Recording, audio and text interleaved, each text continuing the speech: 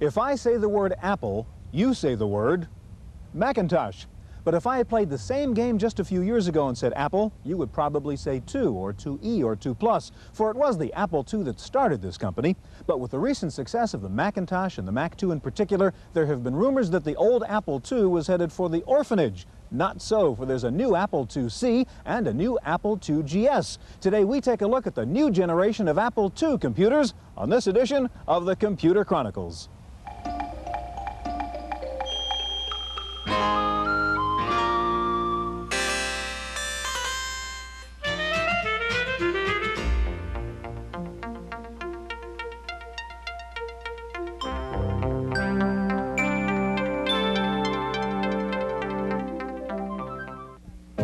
The Computer Chronicles is made possible in part by McGraw-Hill, publishers of Byte magazine, and BIX, the Byte Information Exchange.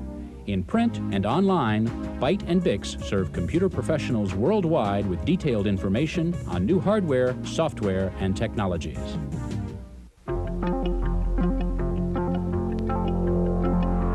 Welcome to the Computer Chronicles. I'm Stewart Cheifet, and this is Gary Kildall. And Gary, what I've got over here in this little briefcase is an original Apple I computer. Before they thought about cases for computers, this guy put it into his briefcase. This is literally a museum piece, but it's only about 10 years old, and of course it represents state-of-the-art technology at the time for personal computers. Knowing what we know about technology and PCs today, what is the point in coming out with a new 8-bit computer like the IIc Plus? Well, Stuart, it's important to understand what the Apple really, where it came from. Steve Wozniak is the guy that engineered this thing, and he was a video person as well as a computer person. He realized you could put these two things together. Great for playing games, real low cost because you hook it to your TV set. As a result, they got a head start in a lot of the other PC computer manufacturers. A lot of software was produced, good customer base. This is a sufficient machine for a lot of people to use in education, in the home, and so forth. And Apple said, well, why not service that customer base and give them a new machine? Well, we're going to take a look at that new machine today. It's the Apple IIc Plus, and we'll see how it has improved on its ancestors. We'll also take a look at GSOS, the new operating system for the Apple II GS, and its new ability to work with a CD-ROM drive. Now, Steve Jobs and Steve Wozniak were the architects of this early generation of Apple II computer. John Sculley is the driving force behind Apple now, and we're going to start out this program by visiting John Sculley in his office at Apple to find out about the company's real commitment to the future of the Apple II. Since its introduction over 10 years ago, the Apple II has proven to be a sturdy and persistent computer with a loyal following of devoted fans. There are now about 4.5 million of them scattered around the world. But company support for the Apple II line, at least in the eyes of its owners, hasn't always been evident, as Apple President John Sculley admits. Well, I think in many ways that Apple II users have felt abandoned by Apple because they haven't heard many messages from the top people in our organization to give them encouragement that the Apple II was important. And to be perfectly honest, this was a very conscious direction on our part as we were trying to convince business users that Apple wasn't in the home computer business only, that we were also able to provide very powerful business workstations. Without the success of the Macintosh in business, we couldn't afford the huge investment we have in research and development and the support of proprietary technologies for Macintosh and the Apple II. Today, the Apple II has become 3 machines, including the little-changed IIe, the colorful IIgs, and the portable IIc Plus. But increasingly, the Apple II series appears to be headed in a different direction from the company's most powerful and expensive computer, the Macintosh. The best way to really understand the two products is to look at the software bases that they have. The software base for the Apple II is largely educational software and enthusiast software, and it continues to have a tremendous amount of new software as well as many popular titles from the past. The Macintosh, on the other hand, from the start was a computer that was aimed at higher education, colleges, universities, as well as business. Apple Computer has other reasons beside owner loyalty to keep the Apple II line moving forward. For one, it's a billion-dollar industry all by itself, and the machine has captured over 60% of the educational market. Moreover, the installed base is enough to keep users and suppliers busy for many more years. There are a lot of businesses that adopted the Apple II a long time ago that already had made the investment in Apple IIs, don't want to give up that investment they have their files on Apple II computers, and so the Apple II GS has found its way into many small businesses. As with any other kind of computer product, the marketplace determines whether a computer will live or die. And John Scully believes that customers for the Apple II will be around for some time to come. We'll do everything we can to make the Macintosh as powerful as we can, but it doesn't mean that there aren't people out there who like a stick shift, who want to have the real feel of the chips, and that's the experience that you get with an Apple II. You're close to the technology.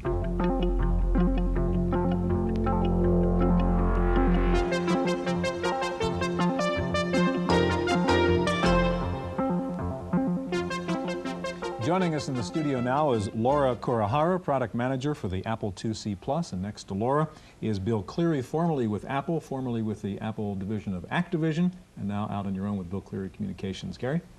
Laura, I'd say it's quite an improvement over the Apple that was in the briefcase. That Apple one. What are the new features of the Plus? Okay, just to start off with, we used to have in the 2C a 5¼ inch disk drive, and now we have a 3½ inch disk drive. So what that offers is 5 times the storage capacity and 3 times faster than 5¼ accessing your programs. We used to have a power supply that was external on the 2C. We all remember the power. Yes, the brick on the leash. What we've done is internalize the power supply, and it resides right here inside the case. So we've done the obvious changes to the C, to the C Plus, so that they're obvious, but they were important features that we needed to do to improve the C. Okay, just to be clear, that's not part of the new 2C. No, Plus. it's not. It's the old generation. It's the old generation, and it is gone away. And How about it's speed inside. improvements? Is it a faster processor? Or? Yes, what we have done is we have a custom accelerator chip that is in the C Plus, and what it does is help perform a 4 megahertz operation function for the user. So instead of running at 1 megahertz where the 2C originally ran at, you are running at 4 megahertz operational mode. And this is optional to the user. So you cold boot the machine and you're coming up in 4 megahertz. And then you can do a keystroke selection and go into 1 megahertz So those operational. programs that are dependent upon timing could still run in the new. You've got a demo, Correct. I think, in which you can show us the difference in those two speeds, could you? Yes, what I've done is this is going to be operating in 1 megahertz, so you get an idea of where we were at and where we're coming to.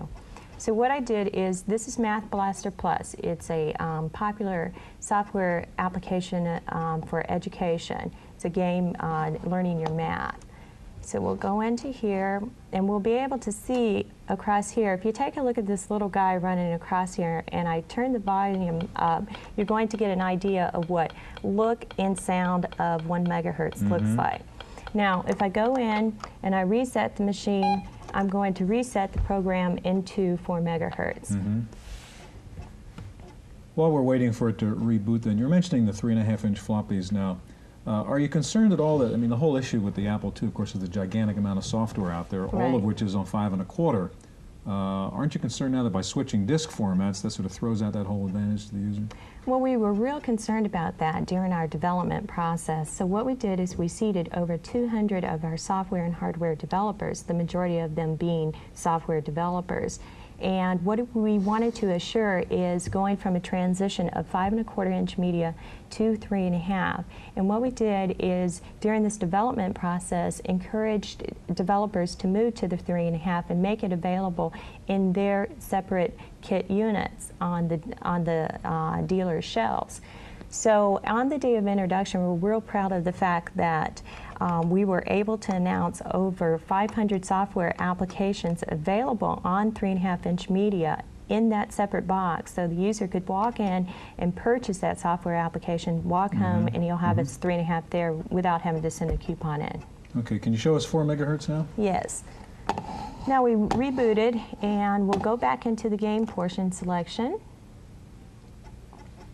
And we're going to see this little guy running around again. And Yeah, you'll be able to hear watch it him run and at see 4 it. megahertz. Huh? You're right. Get back into here and choose level 1. And here it's obviously showing you a faster speed. That's 3 times the performance Okay, of the now original. Bill, obviously, I'm not going to buy a new computer to have this little guy run faster. What are the advantages really to the 2C Plus and the kinds of users who would use that, to the greater speed, to the 3.5-inch floppy and so on? Well, I think there's a lot of, the real excitement about Apple's Apple II line, I think over the years, has been the large number of third-party solutions out there. There are products like AppleWorks, which provide, from Claris, which provide incredible functionality in terms of home productivity or even running a small business. There's just a large number, everything from Print Shop, which is really an Apple II prototype for desktop publishing, which actually impacted the high end of the business. The Apple II is just a phenomenal machine, and the real mystery or the real secret about it, I think, can be summed up in a phone conversation, just paraphrasing what happened a few years ago when I was working as a vice president of marketing at a software company here in Silicon Valley, and I was asked why isn't the Amiga going to knock off this machine, and the answer was real simple. I said, I think the Amiga can knock off the Apple II if it does the following things. If it can, within the next 2 months, get 60% of the education market, if it can get 10,000 software programs out there, and if it can get, at the time, 2.5 million loyal users to support it. And I think that's part of the magic of the Apple II, and there's a lot of reasons why I think people continue to buy them. Laura, you talked about, and we talked about the 3.5-inch floppy. You've got some more options now with the 2C Plus in terms of peripheral drives and so on, don't you? Yes, we did. What we added to the line with the original 2C, if you wanted 3.5-inch media compatibility, you use the UniDisc. What we've added to the line is still the option of using the UniDisc, the Apple 3.5, which you can use on the Apple II GS, and then the Apple 5.25. So now you have all 3 drives that are compatible for the product, for the Apple IIc product in our line. It's amazing how large that looks now. Yeah.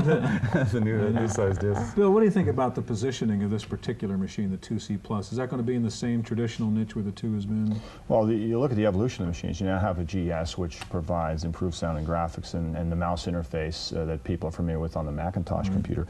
I think the difference, I think the 2C makes a lot of sense for people, and I don't know from a positioning standpoint what this means, but for people whose kids may be in K through 12 using an Apple IIe, which is the standard in schools, to go home and to buy for the home an Apple IIc, it makes a lot of sense. It's a logical choice at Christmas time. What's the ideal machine you'd like to see coming out from Apple? Personally, because I have a lot of Apple IIc software, I've been associated with the machine for 8 years now. The Apple II family of products, not just the 2C. I would say I'd like to see a machine where I could run all the high-end Macintosh stuff and also could run all the Apple II stuff. It's probably an unrealistic dream. You want the Apple Master Machine. The Master Machine was about the size of the 2C Plus there, with a flat panel screen that I could take on plane trips and whatnot. Or if I wanted to run some old 2 stuff, I could still do that. I think it'd be a fantastic product. I know Apple can't formally comment on this, but what would you think about that? I mean, is it a laptop Apple IIc, you know, battery powered and flat screen and so on? Would that be a sensible product? I think from a cost standpoint, it would be very difficult for Apple to do a product like that. I see the GS as sort of an evolutionary step in terms of giving people the Macintosh interface, but I don't know whether or not, from a cost standpoint, you could do a machine that had a coprocessor that could accommodate both sides of the Apple family. But to me, it would be the ideal machine. Personally, I would love to buy one. Okay, Bill, Laura, thank you very much. Now, the Apple IIc Plus is not the only new 2 coming out of Apple these days. There's a new Macintosh 2, the Mac 2X, and Wendy Woods takes a look at that new machine.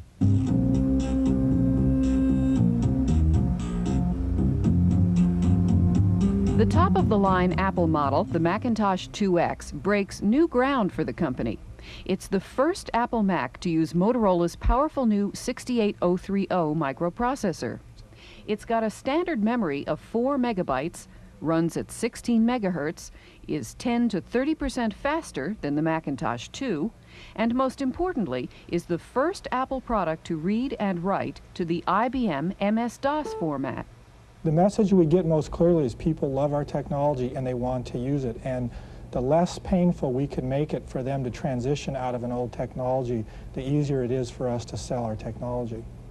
The Macintosh 2X drive is operated by Apple's file exchange software, which can read and write 3.5-inch MS-DOS or OS/2 diskettes, Macintosh diskettes, or Apple II Pro-DOS diskettes. In this demonstration, the 2X is reading and converting a Lotus 123 file made on an MS-DOS laptop to a file that can be used in Microsoft Excel on the Macintosh. Within a few years, this top of the line will become the middle of the line, and you can see the direction in which Apple is heading. A future of powerful color Macintoshes in which the data from many kinds of machines will be interchangeable. In Cupertino, California, for the Computer Chronicles, I'm Wendy Woods.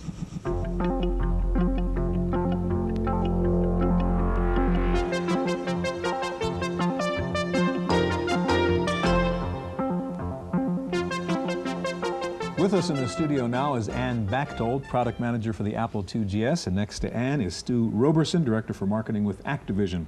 Yeah, and over the years we've seen various versions of the Apple II. We just saw the C Plus and so forth. How do you differentiate the GS from the rest of the Apple line? The GS is the top of the line for the Apple II product family, and it sells into both consumer as well as education markets, but it's really the most powerful platform we have. But it is still an Apple II Oh, it's compatible. definitely an Apple II, and it runs all the Apple II software that's available. Can you show us what it looks like, what you're working with? Sure. The key thing, Ann, is really the operating system here. Yes, It's not a definitely. new machine, it's a new operating system The for GS the has been out for almost 2 years, and what I'm booting up right now is the new Apple II GS system software, version 4.0, which we recently introduced about a month ago at Apple Fest. Well, while it's booting up, have you identified the customer base now? Obviously you have over the past 2 years. Who buys the GS? People who are interested in doing home productivity, families, and we have a very large education base in both K through 12 areas as well as some college base, but it's primarily a K through 12 machine and home productivity machine for families. Okay. So what we're booting into right now is basically the heart of the new system software, which is GSOS, the new operating system. And some of the improvements that GSOS brings to the GS are, first of all, increased disk access, which, as you can see, definitely speeds the boot time of the system over our previous system software. And we've also introduced the concept of file system translation. And essentially what file system translation allows us to do is access data files from other operating systems. And what we've done is we've created new tools called FSTs, or file system translators, which allow us to do that. And one of the things I'd like to demonstrate today is the file system translator for the High Sierra file system. And as you can see, we've got a system right here that's configured with CD-ROM. And one of the things that we can do is, through using the High Sierra FST, we can actually access applications, CD-ROM applications such as Bookshelf, which is from Microsoft. And bring it right into Multiscribe. And bring it right into Multiscribe. Multiscribe is a very popular GS word processing program. A lot of our users have it. So what I am right now, I'm in a Multiscribe file, and what I'm going to do is go into my disk area, and I'll go ahead and scan through some of my different volumes here until I bring up Bookshelf. And I'll go ahead and open a Bookshelf file. Let's just say I want to access Bartlett's quotations, for instance. And I've actually imported a data file from Bookshelf into my Multiscribe package. And this really opens up the world of CD-ROM for our users, and especially our education customers are very interested in being able to access all the data that you can find on CD-ROM applications. What other kind of applications do you really see in the CD-ROM area? Well, CD-ROM is really a new industry for us, and it's really exploding, and we're supporting it now with the CD-ROM drive that we introduced in March. And this is the first time we've actually supported it on the Apple II line. So any large storage application, this one is a good example. I guess encyclopedia. Exactly. Okay. Exactly. Quickly, Ann, could you run us back to the operating system and show us some of the new tools that are in the OS? Yeah, in addition to the new operating system, we've created 2 new utilities that will really help our users better manage their hard files, as well as configure their systems. As you probably know better than I, computing is becoming much more complex. And so 2 of the new utilities that we have, what I'm launching right now, is the installer. The installer is a great program because it allows the user to really easily configure their systems. If you start adding hard drives and CD-ROMs and various other things, it becomes somewhat complicated to make sure you have the right drivers. So on the right our left-hand side right here, I have some of the different drivers that you can add to your system, everything from MIDI to image writer support to CD-ROM support. Let's just click on CD-ROM and install this driver. That way I know I'll definitely be able to run this program. And what you can see right now is a little box that's giving you feedback on the process of adding the driver as well as what files are being added. So you don't have to worry about the different system file management. It's taken care of it for you. You've got one other new utility in there, don't you? Sure, let me get out of this and we'll go into the advanced disk utility. Right. And that lets you do what? The advanced disk utility really helps you set up your hard drive and manage the information that's found there. And users, when they first start setting up their hard drive, they'll need to either initialize it or zero it out if it has other information. But another important element to this is partitioning, and that's something we haven't supported prior to today, or actually in the last month. And what I'm showing you right now is a new partitioning utility. And what I have on the right side here are 3 different partitions that we've set up on this particular hard drive, and I'll show you that we can change the partition size as well as... and why are you partitioning the disk? Sure. One of the reasons you might partition a disk is to have different file formats. Okay. Maybe you want to mix Pascal files with Protos files, things like that. So I can add and delete partitions and change the partition sizes. So. Okay, Ann, can I ask you to load up Stu's program while I talk to Stu? How important is the 2GS as a product line to software developers like Activision? Well, Activision is really dedicated to the Apple 2GS and to that education and home marketplace that Ann had mentioned. To the large growing developer base, I think you're seeing a lot more activity in the GS as some of the original Apple II developers have now started shifting their emphasis over to the new machine. Do you have any idea what the size of that market is now? Right now, there's over 300,000 2GSs installed, and that's growing. We anticipate, as what happened last year, that during the Christmas quarter, they'll sell more Apple 2GSs than any other Apple CPU. Stu, you've got a paint program from Activision, which takes advantage of the graphics of the GS. Describe it and show it to us. Yeah, this is PaintWorks Gold, and PaintWorks Gold is one of 8 products that we make for the Apple 2GS. PaintWorks Gold was derived from PaintWorks Plus, which is a 512K version of the product for ease of use and has made its way into many schools. What we're going to take a look at here are some of the advanced features that you can do with the 2GS using PaintWorks Gold. Now, the image it's going to load is one that you may have seen. It's the Taj Mahal. And we're going to use 2 features, Slippy colors, which is a unique feature, and then masking colors to make the Taj Mahal actually reflected in the pool below. What Slippy colors actually allows you to do is define colors for your lasso tool to slip around. So we're going to define all the colors that are used in the sky. Then we're going to choose our lasso tool and select the Taj Mahal. You'll note once I have released this that just the Taj Mahal is selected. This allows you to pick out objects that you want from any painting. Now we're going to go ahead and flip this Taj Mahal around to paste it down below. So we'll just flip it vertically. And now we have our Taj. Now I'm going to move the screen around a bit. So first we'll cut this out, grab our handle. Now let's paste in the Taj Mahal. As we move it up, now we have a perfect reflection. Well, near perfect, because you can see it's overlapping the grass. Well, that's where masking colors comes in. We can actually mask these colors so that you can paint behind them or around them. Show us how you do that. We'll go ahead and mask some colors here. And I'm going to mask every single color and then unmask the colors that may be in the water. Now you'll note as it has made its selection that instantly the Taj goes behind. In fact, you can actually paint behind the other objects that you see here on the screen. Now the last thing that we're going to do here is just make this a nice sunset picture. And we'll do that by changing the colors. Now the sky was actually created using some gradient colors. We'll go in and change those colors. We'll choose a color of red, and I want to adjust my entire palette to it. And I'll start picking out some oranges that might work well in a sunset sky.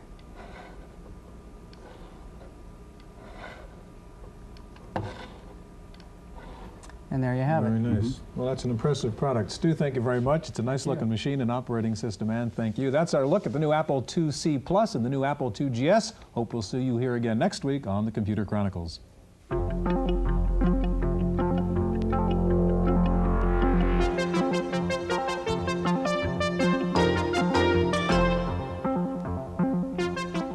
random access file this week. An announcement from Toshiba that could replace floppy and hard disk drives in the near future. Toshiba says it has developed a 4 megabit electronically erasable programmable read-only memory chip. The chip provides a readout time of 1.6 microseconds. This is approximately 1,000 times faster than conventional floppy disk, and it takes a chip 1 microsecond to erase or store data.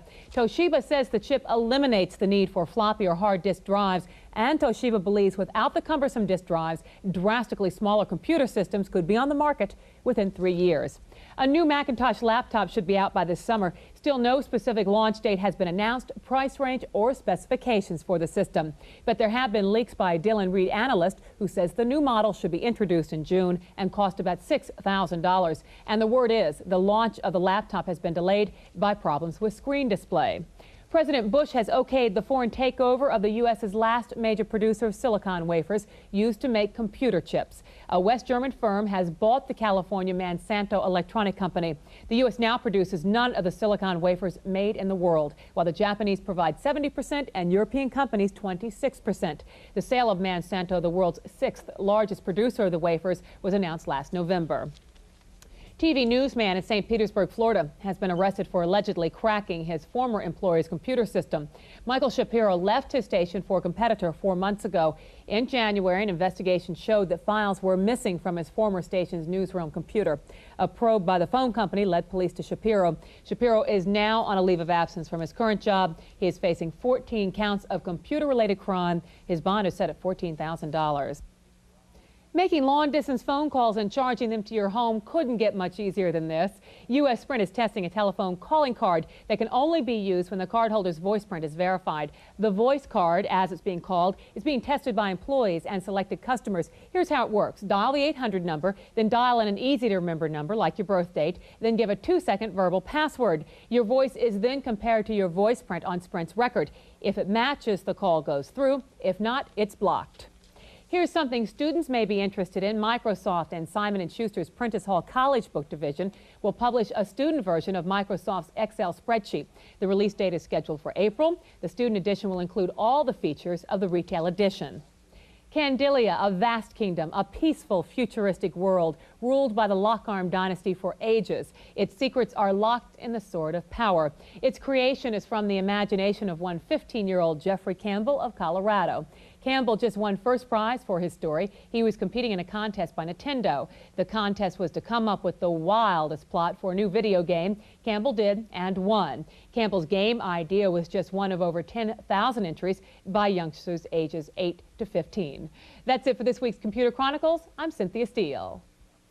The Computer Chronicles is made possible in part by McGraw-Hill, publishers of Byte magazine, and VIX, the Byte Information Exchange. In print and online, Byte and VIX serve computer professionals worldwide with detailed information on new hardware, software, and technologies. For a transcript of this week's Computer Chronicles, send $4 to PTV Publications, Post Office Box 701, Kent, Ohio 44240. Please indicate program date.